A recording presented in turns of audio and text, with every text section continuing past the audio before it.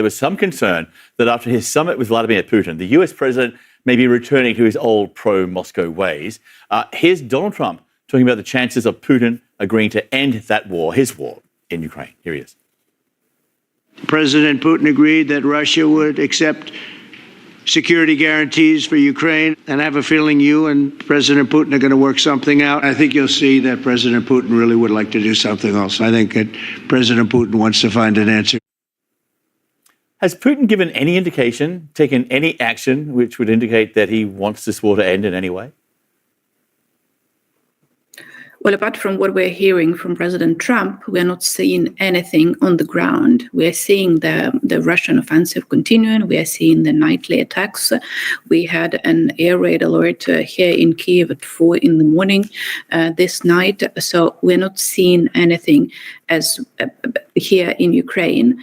But do we want to trust that this war might end soon? Yes, of course. People are tired, people are exhausted, and they want to see the end to this war.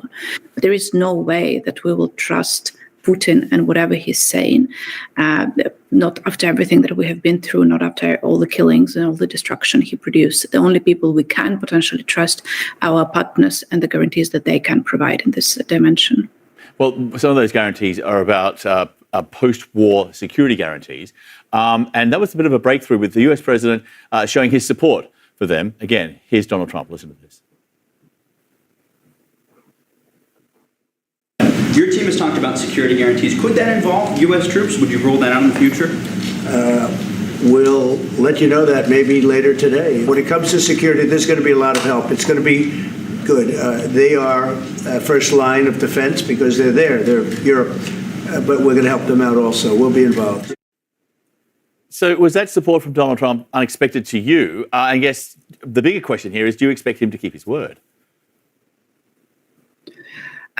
Big questions indeed. Let me remind you that Ukraine is very cautious about the whole idea of security guarantees. In the early 90s, Ukraine gave up its nuclear weapons arsenal in exchange for security guarantees. But when the time came, the security guarantees didn't really materialize. That is why Ukrainians are not really trusting any guarantees which are just written on paper.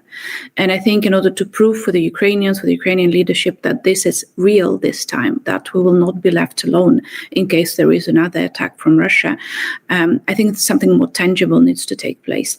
Boots on the ground, peacekeeping missions on the ground is probably one of the ways to prove that this is serious this time, that we will not be left alone, like after the so-called Budapest Memorandum, after giving up our nuclear weapons arsenal. So we are happy there is serious discussion about that. But again, we have a history of something that has been written on paper, not materializing. So I think we will need something more than just that.